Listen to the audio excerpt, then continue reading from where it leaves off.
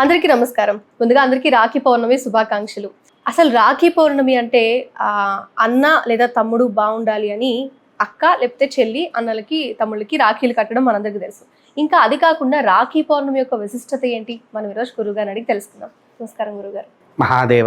గురుగారు, రాఖీ పౌర్ణమి అంటే నేను చెప్పినట్టు రక్ష కట్టడం అనేది అందరికీ తెలుసు. అసలు దాని గురించి వివరంగా తెలియజేస్తారా ఒకసారి? యా దేవీ సర్వభూతేషు శక్తిరూపేణ సంస్థితా నమస్తస్యై నమస్తస్యై నమస్తస్యై నమో నమః. తల్లి, రాఖీ అనగానే భారతదేశంలో ఒక అత్యంత ప్రాచీన సాంప్రదాయ విధానంలో ఒక హిందూ ధర్మాన్ని అత్యంత అద్భుతంగా చూపించే పండుగలో ఇదొక పండుగ. మామూలుగా మీకు తెలిసినంత వరకు, అంటే పురాణాలైనా కావచ్చు, మీకు తెలిసినంత వరకు రాఖీ అనేది ఎక్కడ ప్రారంభమైంది? ఇప్పుడు అందరూ డిజైన్లుగా తయారు చేస్తున్నారు. అసలు ఈ రాఖీ రక్ష అని అంటారు, రాఖీ అనేది రక్ష అంటారు. మీకు తెలిసింది ఎక్కడ ప్రారంభమైంది? శ్రీకృష్ణుడు అన్నయ్యగా అనేది కొంచెం గుర్తొస్తుంది గురుగారు. నిజంగా సడన్గా మనం ఈ టాపిక్ నన్ను అడిగారు కాబట్టి చెప్పలేకపోతున్నా. రక్ష అని మాత్రం తెలుసు, అన్న చెల్లెళ్ళు మాత్రమే కాదు అని కూడా నేను విన్నా. అవును. ఎందుకు అనంటే పూర్వము ఇంద్రలోకంలో దేవదానవ యుద్ధాలు జరిగాయి. ఆ యుద్ధాల్లో మన ఇంద్రుడి యొక్క వేలు చాలా అత్యంత ఘోరంగా కోసుకపోద్ది, డ్యామేజ్ అయిపోద్ది. కోసుకపోయేసరికి తన భార్య అయినటువంటి శచీదేవి ఎవరైతే ఉన్నారో ఆ శచీదేవి, శచి అన్న శుచి ఇద్దరు ఒకటే, శచి అన్నారా? ఆ దేవత రక్షధారణ చేశారు. తను వెళ్తున్నటువంటి యుద్ధానికి ఎటువంటి ఆటంకం కూడా రాకుండా, ఈయనకి ఎటువంటి పరాజయం కూడా రాకుండా చేసేది. భార్య భర్త కట్టే రక్ష కూడా రాఖీయే. ఇక్కడ ఇద్దరికి చేతులు తెగాయి. ఎవరెవరికి? రెండవది కృష్ణుడికి. కృష్ణుడికి కూడా చెయ్యి తెగుద్ది. చెయ్యి తెగినప్పుడు ఎవరు కట్టారు? మనకు తెలిసి భారతంలో ఈయన రథం మీద కూర్చొని అర్జునుడికి రథసారథిగా మారాడని మాత్రం అందరికీ తెలుసు. సహజంగా. కానీ అదే భారతంలో ఒకానొక్క సందర్భంలో ద్రౌపది విషయంలో శ్రీకృష్ణుల వారు కూడా యుద్ధాన్ని చేశారు. ఆ యుద్ధం చేసినప్పుడు వారికి ఈ యొక్క బొట్టన వేలు కాస్త వంగిపోద్ది, మొత్తం కోసుకపోయి. అంటే మనకి ఇట్లా ఏమైనా యాక్సిడెంట్ అయినప్పుడు ఇట్లా విరిగి ఇట్లా మొత్తం వంగిపోతుంది కదా, ఎముక పక్కకి జరగడం. వారు మహాశక్తివంతులు కాబట్టి దాన్ని సరిదిద్దగలిగారు. తనన్న బాగుండాలని తన చెల్లెలు ఎవరు? ద్రౌపదీదేవి తన చీర కొంగుని చింపి రక్షధారణ చేసి తన యొక్క అన్న సక్రమంగా ఉండాలని చెప్పేసేసి ఇదే పౌర్ణమి రోజున వారికి శ్రావణ పౌర్ణమి రోజున అక్కడ ఇంద్రుడికి శచీదేవి, ఇక్కడ శ్రీకృష్ణుల వారికి ద్రౌపది, వీరిద్దరు కూడా కలిసి రాఖీ కట్టారు. ఇంకొకరు కూడా ఉన్నారు రాఖీ కట్టిన వారు. ఎవరు గురువుగారు? అది యముడి యొక్క చెల్లె యమునాదేవి. అవును, నేను అంటే ఇప్పుడు మీరు చెప్తుంటే మళ్ళీ గుర్తొస్తున్నాయి యాక్చువల్లీ నేను విన్నవి. అవును, యముడికి యమి వీళ్ళిద్దరిని పిలుస్తారు, యముడిని యమ అని, చెల్లెల్ని యమి అని. ఆ యమీదేవి కూడా యముడికి కట్టింది. ఎందుకు అనంటే యముడు ఎవరు? సూర్యుడి కొడుకు. యముడు ఎవరు? ఏ జాతికి చెందినవాడు? దానవ. అంతేకాకుండా రాక్షస జాతికి అధిపతి యముడు. అంటే అందరికి నరకంలో ధర్మాన్ని నరకాన్ని అక్కడ ధర్మాన్ని పెట్టి కాపాడేది అంతా యమ ధర్మంగా పరిపాలించేవాడు. ఆయన రాక్షస జాతిలో ఉన్నా కూడా ధర్మంగా పరిపాలించేవాడు యమ ధర్మరాజు. అర్థమైందా? అయితే ఒకానొక్క సందర్భంలో క్రితంలో ఇందాక చెప్పా, దేవదానవ యుద్ధంలో ఎవరెవరికి? ఇంద్రుడికి ఉన్ను దానులకు జరుగుతున్నటువంటి యుద్ధంలో స్వర్గం కోసం స్వర్గం నరకాల కోసం యుద్ధం జరిగింది. అప్పుడు యమీదేవి యముడికి కూడా రక్షణ కట్టింది. ఇప్పుడు యమధర్మరాజు అంటే ఇందులో క్వశ్చన్ కాకపోయినా అడుగుతున్నా గురువు గారు, యమి ఈవిడ దేవ అవుతుందా లేకపోతే రాక్షస జాతికి చెందిన ఆవిడ? దేవతే. దేవతే అవుతుంది. దేవతే. కేవలం యమధర్మరాజు మాత్రమే రాక్షస జాతిలో అవును. అంటే సూర్యుడు మనందరికీ దేవుడు, సూర్యుడు కొడుకు కదా యముడు అంటారు. సూర్య కొడుకులో శనేశ్వరుడు కూడా ఉన్నాడు, కానీ ఆయన రాక్షస జాతి. అవునవును. ఇంద్రలోకంలో మన నవగ్రహాలలో ఒక్కడైనటువంటి వాడు, సప్తమ గ్రహమైనటువంటి వాడు శనేశ్వరుడు. అవునా? తర్వాత సూర్యుడు ఇంకో కుమారుడు ఉన్నాడు. వీళ్ళిద్దరు కాకుండా ఇంకొకళ్ళు ఎవరు గురువు గారు? కవచ కుండలాలతో పుట్టిన అంటే డైరెక్ట్ గా సడన్ గా కర్ణుడు కూడా సూర్య తేజస్సుతో పుట్టినప్పుడే కర్ణ కుండలాలతో పుట్టిన ఏకైక వాడు సూర్యపుత్రుడు కర్ణుడు. ఆయన కూడా రాక్షస జాతికి పోలేదు, కానీ ఆయన ఎంత ధర్మంగా ఉన్నా అధర్మం చేసే వాళ్ళకు తోడయ్యాడు. ఆయన ధర్మ పరిపాలకుడే కర్ణుడు, కానీ అధర్మం చేసే వాళ్ళ దగ్గరికి వెళ్ళి వాళ్ళ చేతుల్లో చిక్కుకున్నాడు. బయటికి రాలేకపోయాడు. అంత తెలివి అంత సామర్థ్యం ఉండి కూడా ఎన్ని దాన ధర్మాలు చేసినా కర్ణుడు వాళ్ళ దగ్గరికి వెళ్ళనందుకే కుప్పకూలిపోయాడు. వాస్తవానికి ఏ భగవంతుడు కావచ్చు ఎవరైనా కూడా కర్ణుడు ముందు సాటి రాడు. దానాల్లో ఆయనకు ఎవరిని తీసివేయలేరు. అంతటి దానాలు చేసినటువంటి ఏకైక వ్యక్తి ఈ కర్ణుడు. కానీ ఇప్పుడు రాను రాను ఎలా జరుగుతున్నది అని అంటే, అక్క వచ్చినా చెల్లె వచ్చిన నేను నీకు రాఖీ కట్టాను డబ్బులు, దీనికోసం క్రైమ్లు కూడా జరుగుతున్నాయి బీభత్సంగా. అసలు డబ్బుల కోసమే రాఖీలు కట్టడం కోసం రావడం, మళ్ళీ ఏదో డబ్బులు అంటే ఒక చీరకు డబ్బులు కాదు, BMW కార్లు, ఇళ్ళు తాళాలు, ఈ రేంజ్ లో అందరూ అడుగుతున్నారు. లేదా నెక్లెస్లు, బంగారము. మొన్న రీసెంట్గా ఒక వీడియో వచ్చింది. రాఖీ రోజు రాఖీ కట్టడానికి చెల్లె వస్తే రాఖీ కట్టినందుకు డబ్బులు ఇవ్వలేదని అన్నకో తమ్ముడుకో మందు కలిపి అన్నం పెట్టింది. మత్తు మందు కలిపి అన్నం పెట్టేసింది. ఎడిపోతున్నది సమాజం. అంటే మనం ఒక ధర్మంగా ఆచరించే దాన్ని నడుస్తున్న సమాజము డబ్బుల కోసం చేస్తున్నది. అంటే ఇది ఒక కమర్షియల్ పర్పస్ అయిన పండుగ కింద చూపిస్తున్నారు. అసలు వాళ్ళు మీరన్న శచీదేవి ఇంద్రుడు కట్టినప్పుడు కానీ, లేదా అంటది ద్రౌపదీదేవి కృష్ణుడికి కట్టినది కానీ, ఎక్కడ కూడా వాళ్ళ డబ్బులు అనే కాన్సెప్టే లేదు.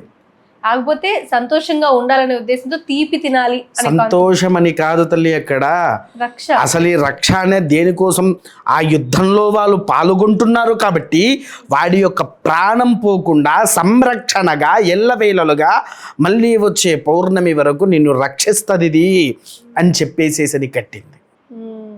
నీవు అన్నం మంచి కోరుతున్నావా, తమ్ముడు మంచి కోరుతున్నావా, ఇంకా దాంట్లో వెరైటీ డిజైన్లు. అంటే నిజానికి రాఖీ ఎలా ఉండాలి గురువు గారు? కట్టే రాఖీ ఒకటే తల్లి, దానికి ఒక సూత్రం ఉంటుంది. సూత్రం మీద ఉండవలసినటువంటి ఆ సూత్రము తాడు ఏదైతే ఉంటుందో దాని మీద ఒక చిన్న బొమ్మ అతుక్కొని ఉంటుంది, అంతే. ఇది ఇప్పుడు కొంతకాలం కింద నడుస్తున్నది. పూర్వం ఏంటి అని అంటే, మనం ఇంట్లో సత్యనారాయణ వ్రతం చేసుకున్న కంకణం అని కట్టుకుంటాము. ఇప్పుడు రాఖీ బయట కొంటేనే రాఖీ అవుతుంది. ఈ కంకణం కాదు. అమ్మా బంగారపు రాఖీలు కూడా అంటే చెప్తున్నా కదా, మంచి కమర్షియల్ పండుగ ఏదైంది అయ్యా అంటే కేవలం రాఖీ పండుగ మాత్రమే. వెళ్తున్నారు, చూస్తున్నారు, రాఖీలు కొంటున్నారు. మా అన్న ఎక్కడున్నా పొయ్యి కట్టడం మానేసి, అన్న నేను నీకు రాఖీ పంపించిన, అందిన తర్వాత వదిలే చేత కట్టించుకో, కూతురులతో కట్టించుకో ఫోన్లు. అంటే అది అసలు రాఖీ కట్టిన కింద లెక్క రాదా? వేస్ట్. ఎట్లా అవుతుంది? ఎలా అవుతుంది? ధర్మబద్ధంగా నీవు ఇంటికి వెళ్ళి అన్నకు బొట్టు పెట్టేసి రాఖీ కట్టి నోట్లో తీపి పెట్టి హారతి ఇవ్వాలి, మంగళహారతి. ఇస్తున్నారా ఇప్పుడు? అవి కొంతమంది మంగళహారతి వరకు ఓకే గురువు గారు, డబ్బులు లేదమ్మా. అది కూడా చాలా తక్కువ. హారతి పళ్ళ డబ్బులు పెట్టించుకోవడానికైనా మంగళహారతి ఇస్తున్నారు, కానీ ఇప్పుడు నడుస్తున్న జనరేషన్లో అది తక్కువ. వెళ్తున్నారు, బొట్టు పెడుతున్నారు, రాఖీ కడుతున్నారు, నోట్లో స్వీట్ పెడుతున్నారు, రైట్ అన్నా అని చెప్పేసి అని చెయ్యి చాపుతున్నారు. ఇదెక్కడి ధర్మం? రాఖీ అనేటువంటిది నీ యొక్క అన్న తమ్ముడు నిండు నూరేళ్ళు సుఖ సంతోషాలతో జీవించాలి అని కట్టేదే రాఖీ. దాన్ని వదిలేసి మనకు నచ్చినటువంటి వ్యాపారం చేస్తున్నాము రాఖీ పండుగతో. రాఖీ అంటేనే ఒక పండగలాగా చూసే జనము రాఖీ అనేది ఒక వ్యాపారం అయిపోతుంది. అయిపోయింది గురువు గారు. ఇంకొకటి కూడా ఏంటంటే తల్లి, మీకు ఇందులో ఇంకో విషయం చెప్తా. ఒక అన్న ఒక తమ్ముడు రాఖీ కట్టారు అని అంటే మొట్టమొదటిగా పెట్టాల్సింది పసుపు కుంకుమ తీసి ఒక దాంట్లో పెట్టి దాని కింద తమలపాకులో పసుపు కుంకుమ ప్యాకెట్లు పెట్టి చీర ఇవ్వాలి. నిండు నూరేళ్ళు నువ్వు సౌభాగ్యాలతో ఉండడాని కోసము ఆశీర్వదించాలి. డబ్బులిచ్చి బిఎండబ్ల్యూలు, ఆర్డీలు, మెర్సిడీస్లు ఇవి కాదు, బిల్డింగ్లు కాదు. తను నిండు నూరేళ్ళు భర్త పిల్లలతో సౌభాగ్యముతో ఉండడాని కోసమే ఇచ్చేదే రాఖీ కట్టినందుకు అన్న కానీ తమ్ముడు కానీ నీ చేతిలో పెట్టే ఆ చీర. అంటే బేసికల్గా ఈ మనం ఏదైనా పూజా క్రతువు చేస్తున్న ఏదైనా వ్రతాల్లో మానసిక దోషం అని ఒక పదం ఉంటుంది. అవును, మనసుతో పూర్తిగా చేసేదే. కానీ ఇప్పుడు వీళ్ళు ఈ రాఖీ అనే పేరుతో మనస్ఫూర్తి కాదు కదా, డబ్బు ఆశించి చేస్తే ఇది ఎలాంటి దోషం కిందకు వస్తుంది? ఒకవేళ తప్పు అని చెప్పాలి అంటే ఇది తప్పని మీరు అంటున్నారు, అది ఎలాంటి దోషం కిందకు వస్తుంది? ఒక్కటమ్మా, ఇదేంటి అని అంటే దురాశ అనేది కూడా దీనికి అనలేము. ఎందుకు అని అంటే మనకు కాయిక, వాచిక, మానసిక శత్రుత్వ ఇలాంటివన్నీ పెరుగుతాయి. ఇవన్నీ వస్తాయి అంట. పంచాధికాలు మొత్తం కలుస్తాయి మనకు. అది కలిసినప్పుడు అందుకోసమే ఏంటి, రాఖీ కట్టినప్పుడు నీవు అన్నతో చీర తీసుకున్నప్పుడు ఆ చీరని సౌభాగ్యంతో పాటు నీ ఇంటిని నిలబెట్టి ఆ సంవత్సరం మొత్తము నిజంగా ఆ స్త్రీ ఎంతో సంతోషముతో కూర్చొని ఉంటుంది. వివాహమైనా వివాహం కాకపోయినా. వివాహం కాని వారికి పిల్లలకు చిన్న పిల్లలు ఉంటారు, మరి మాకు వివాహం కాలేదు, మేము రాఖీలు కడుతున్నాం కదా, మరి ఏంటిది అని అంటారు. వారికి నిత్య జీవన చర్యలో పిల్లలు కాబట్టి వారికి సంబంధించిన డ్రెస్ పెట్టాలి. డ్రెస్ మెటీరియల్స్ దొరుకుతాయి కదా, సనాతన సాంప్రదాయ దుస్తువులను కొని వారి చేతుల్లో పెడితే మంచి విద్యాభివృద్ధి జరుగుద్ది. సరస్వతీదేవి నీకు తోడున్నాను అని చెప్పి ఆ పిల్లల దగ్గరకు వచ్చి కూర్చొని ఖచ్చితంగా ఎగ్జామ్లో పాస్ అయ్యేలాగా చేర్చొస్తుంది. అంటే వీళ్ళ మనస్ఫూర్తిగా ఇచ్చినప్పుడు దేవతలు కూడా సంతోషించి వాళ్ళకి తోడుగా ఉంటారు. ఇది అసలు రాఖీ చిహ్నము. అందుకోసమే ఈ దేవదానవ యుద్ధంలో జరిగినటువంటి ఇంద్రుడికి ఆ పరాశక్తి తోడైంది. అంటే ఈ రక్ష కట్టిన తర్వాత యముడికి పరాశక్తి తోడైంది. శ్రీకృష్ణుల వారికి పరాశక్తి లక్ష్మి కలిసి తోడయ్యారు. అంటే శ్రీకృష్ణుడు లక్ష్మీదేవి కూడా సపోర్ట్గా విన్నారా? వీళ్ళతో పాటు దశమహావిద్యల్లో ఒక భాగమైనటువంటి రాజశ్యామల కూడా భారతంలో శ్రీకృష్ణుల వారి వెనుక నిలుచుంది కేవలం ఈ యొక్క రాఖీ వల్ల. ఎప్పుడు గురువుగారు? అంటే ఎట్లా? అయితే దీనికి ఒక చిన్న ఉదాహరణ, క్రితంలో మనం కుబేర కుంకుమ గురించి అసలు ఎలా తయారైంది అని చెప్పుకున్నాము. కుబేర కుంకుమ అప్పుడు అర్జునుల వారు అంటే ఈ దశమహావిద్య ఉపదేశాలు ఇచ్చారు శ్రీకృష్ణుల వారికి. దీనికంటే ముందు కౌరవులు ఉన్నారు కదా, కౌరవులు మొత్తం యక్షిణీలను భూమి మీదకి రప్పించారు. భారతంలో ఈ పంచపాండవుల యుద్ధం జరిగినప్పుడు కౌరవులు యక్షిణీలను పిలిపించి యుద్ధంలో ఉండేది. యక్షిణీలను ఎదుర్కోవడానికి అప్పుడు ఉపదేశించారు. ఎవరికి? పంచపాండవులకు దశమహావిద్యల్ని ఉపదేశం చేసింది కృష్ణుల వారు. అప్పుడు శ్యామలాదేవి భూమి మీదకి వచ్చి అందరినీ కాళి, ధూమావతి, రాజశ్యామల, చిన్నమస్త, బాల, భైరవి, షోడశి, భువనేశ్వరి ఈ దశమహావిద్యలందరూ భూమి మీదకి వచ్చేసేసి వీరికి యుద్ధ సహాయాన్ని ఆచరించారు. ఓకే, ఈ విషయం మనకి భారతంలో ఎక్కడ ఉండదు కదా. ఉండదు. అంటే కౌరవులు యక్షిణీలను వాళ్ళందరినీ పిలిచి యుద్ధంలో పాల్గొనడానికి రమ్మని ఆవాహన చేసినప్పుడు దానికి దశమహావిద్యల దేవత కానీ మనకు భారతంలో ఉంది తల్లి. ఎందుకు ఎక్కడ అంటే యక్షిణీలను పిలిపించినట్టు కూడా ఉంది భారతంలో. ఉందా? ఓకే. కానీ ఏంటి అని అంటే అక్కడికి యక్షిణీలు వచ్చినప్పుడు ఈ థాట్ వచ్చింది ఎవరికి? శ్రీకృష్ణుల వారికి థాట్ వచ్చిందే ఆ రక్ష వల్ల. ఓ, ఇంకొకటి ఏంటంటే ఈ రక్ష కట్టిన రోజు ఆ యక్షిణీలతోనే యుద్ధం జరుగుతున్నది. వాళ్ళందరికీ నుదుటి మీద కుబేర కుంకుమ ఉంది. కుబేరుల వారి కుబేర కుంకుమ మన శ్యామలాదేవి కూడా పెట్టుకుంటుంది. కాబట్టి దశమహావిద్యల యొక్క అనుగ్రహాన్ని వీళ్ళకి అందింపజేయాలి. అవును, నిజమే. నిజానికి కుబేరుడి పేరుతోనే ఉంది కుబేర కుంకుమ, గ్రీన్ కలర్ లో ఉంటుంది.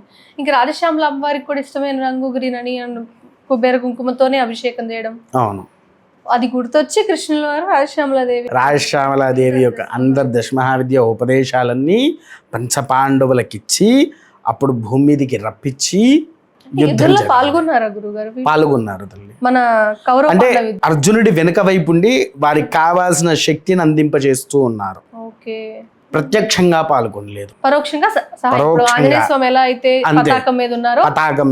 కానీ యక్షిణీలు మాత్రం డైరెక్ట్ భూమి మీదకి వచ్చి దిగి యుద్ధం చేశారు. ప్రత్యక్షంగా పరోక్షంగా ఇక్కడ అమ్మవారు అది ఎందుకు? ఆ యక్షిణీలను ఎదుర్కోవాలి. యక్షిణీలను ఎదుర్కోవాలంటే అర్జునుడు వీళ్ళెవ్వరి వల్ల కాదు. అవునా? మానవ శక్తి కంటే యక్షుల శక్తి కొంచెం ఎక్కువ. పైగా కుబేరుల వారి యొక్క చెలికత్తెలు యక్ష గాంధర్వ కిన్నరులందరూ కూడా తంత్రంలో కిన్నరా తంత్రం అని ఉంటుంది. మీరు ఎప్పుడైనా చూసారా? తెలియదు గురువుగారు. తంత్ర సాధనలో కిన్నరా తంత్ర సాధన ఉంటుంది. మహాద్భుతమైన తంత్రం అది. అంటే ఎలా, దేనికోసం వాళ్ళని? అవి మనకు వేరే ఎప్పుడైనా వచ్చినప్పుడు ఖచ్చితంగా మీకు కిన్నర గురించి చెప్తాను. కిన్నర తంత్రం గురువుగారు తెలుసుకోవడానికి. అయితే ఆ యొక్క యుద్ధంలో శ్రీకృష్ణ వారికి తోడైనటువంటి దశమహావిద్యలు వచ్చినందుకు అర్జునుల వారు వారికి ప్రతి ఒక్కరికి చీరదానం చేశారు. అమ్మవారు అందరికి అర్జునులు ఎవరైతే ఈ దశమహావిద్యలు అమ్మవారు ఉన్నారో వాళ్ళకి చీర ఇచ్చారా? చీరిచ్చారు. అలా అందుకోసం సాంప్రదాయ విధిలో స్త్రీ ఎప్పుడైతే మనకు కడుతుందో వారికి వారు వారించే దుస్తువులను ఇవ్వాలి అని అంటారు. అందుకోసమే ఆడబిడ్డ కట్నం అనేది వివాహాది వాట్లల్లో ఉంటుంది. మంగళహారతి పట్టిన వెంటనే మంగళహారతి పట్టినప్పుడు నీకు ఆడబిడ్డ కట్నం పెట్టు అని ఇక్కడ శాస్త్రంలో లేదు. చీరనే ఇస్తారు, ఇవ్వాలి. అదే అసలు ఆడబిడ్డ కట్నం అంటే చీర. కానీ ఇప్పుడు అది అయితే ఇదంతా ఎట్లా మారిపోయింది అని అంటే రాజుల కాలంలో కూడా మంగళహారతి పట్టేసరికి ఆభరణాలు, ముత్యాలు, వజ్రాలు, వైఢూర్యాలు అవన్నీ వాళ్ళకి ఇచ్చేసరికి అలా చూస్తూ బయటి వాళ్ళు కూడా మాకు కూడా అట్లా కావాలి అంటే ఏమీ లేనివాడు. అందుకోసం వీడు కనీసం రూపాయి అన్న అంటే అప్పుడు రూపాయలు లేవు, పావులాలు లేవు, నాణ్యం ఇచ్చేది. ఆ నాణ్యం అంటే అప్పుడు పూర్వం ఏంటి? రాగి నాణ్యము, రజిత నాణ్యము, బంగారపు నాణ్యం ఉన్నంటే వాడు మహా గొప్ప. వెండి నాణ్యం ఉన్నది ఏంటంటే లక్షాధికారి. బంగారపు నాణ్యం ఉన్నవాడు కోటీశ్వరుడే. మన వెండి నాణ్యం ఉన్నవాడు లక్షాధికారి. రాగి నాణ్యం ఉన్నవాడు మిడిల్ క్లాసు బీదవాడు అన్ని. అప్పుడు ఇవే మూడు ఉండేటివి. చెప్పిన దాన్ని బట్టి చూస్తే అంత శక్తివంతమైన రక్షని ఊరికే రాఖీ అని డబ్బులు అడిగి ఇవ్వకపోతే పీక మీద కత్తి పెట్టి కామెడీ చేసి ఇలా చేయడం విషయం తెలియక సనాతన ధర్మాన్ని భ్రష్టు పట్టించడానికి ఇది ఒకటి చాలు తల్లి. కానీ కొంతమంది ఉంటారు ఎందుకో తెలియదు, సనాతన ధర్మాన్ని మేం పెంచుతామని చెప్పుకుంటారు. ఎందుకో అర్థం కాదు. సనాతన ధర్మం ప్రతి ఒక్కళ్ళకి కామెడీ అయిపోయిందండి గురువు. చాలా మంది అంటే దాని అర్థం తెలియకుండా కూడా మేము రక్షిస్తున్నాం అనే భ్రమలో. ఏం రక్షిస్తున్నారు తల్లి? అసలైన వాళ్ళని పట్టుకొని తిట్టడము, నోటికి ఏది వస్తే అది మాట్లాడుతున్నారు. నువ్వు నిజమైన సనాతన ధర్మాన్ని కాపాడే వ్యక్తివైతే పుట్టు పూర్వోగతాల నుంచి తెలుసుకుని ఉండి వేదశాస్త్రాలను అవపోసన పట్టిన వాళ్ళ మీదికే నువ్వు వెళ్తున్నావే, మ్మ్. అది నీకెక్కడి వరకు ధర్మంగా ఉంది? సనాతన ధర్మం ముసుగులో చేస్తున్న, అంటే ఆ ముసుగులో ఇష్టం వచ్చినట్టు చేస్తున్నారు. నిజానికి అసలైన సనాతన ధర్మం అర్థాన్నే తీసి పడేశారు గురుగారు. ఎప్పుడు అయిపోయింది, మళ్ళీ వాళ్ళు కొత్తగా పాడవుతుందంటూ ఏం లేదు, ఆల్రెడీ అయిపోయింది. అది తెలుసుకోవాలంటే స్వానుభవంతో మళ్ళీ ప్రతి ఒక్కటి శాస్త్రాల అర్థాలు చదువుకుని ఆలోచిస్తే తప్పితే లేదు, ఆలోచించే వాళ్ళు లేరు. కనీసం ఈ మనిషి అసలైన వాడా ఏంటిది అని తెలుసుకునే పరిజ్ఞానం కూడా అది లేదు, చేయట్లేదు. ఇప్పుడున్న ఏది లేదు. మీడియాలో ఏదైనా ఉంటే మీడియా ఉంది కదా, చూసుకుందాంలే, ఏం చూసుకుంటావో చూద్దాం. సరే గురువు గారు, తప్పకుండా వాళ్ళందరి గురించి కూడా మనం ఖచ్చితంగా ఫైట్ చేయాల్సిందే. ఖచ్చితంగా చేస్తా. ధర్మాన్ని నిలబెట్టడం అంటే మాటలతో చెప్తే కాలం పోయింది, నిర్ధారణలు కావాల్సిన పరిస్థితికి మనం దిగజారిపోయాము. సనాతన ధర్మం అని ముసుగేసుకుని అది నడుస్తుంది. కానీ రాఖీ గురించి మీరు చెప్పిన వివరణ ఇదంతా అసలు శక్తి, దశమహావిద్యల శక్తి ఉంది. ఇంద్రుడు మన స్వర్గం అంటే ఇంద్రదేవుడు, నరక ఇంతకు మించి ఏం కావాలి గురువు గారు? రాఖీ అంటే ఇంత శక్తి మన కళ్ళ ముందు కనిపిస్తుంది. శ్రీకృష్ణుడు అంతటి వారి గురువు అని మనం అంటాము, జగద్గురువు అని కూడా అంటాం శ్రీకృష్ణుడు. లేదా ఏదైనా సరే పరమేశ్వరుడు, పార్వతీదేవి, వీళ్ళ అనుగ్రహం ఉంటే నీకు అమ్మవారు అంటే అదే కదా.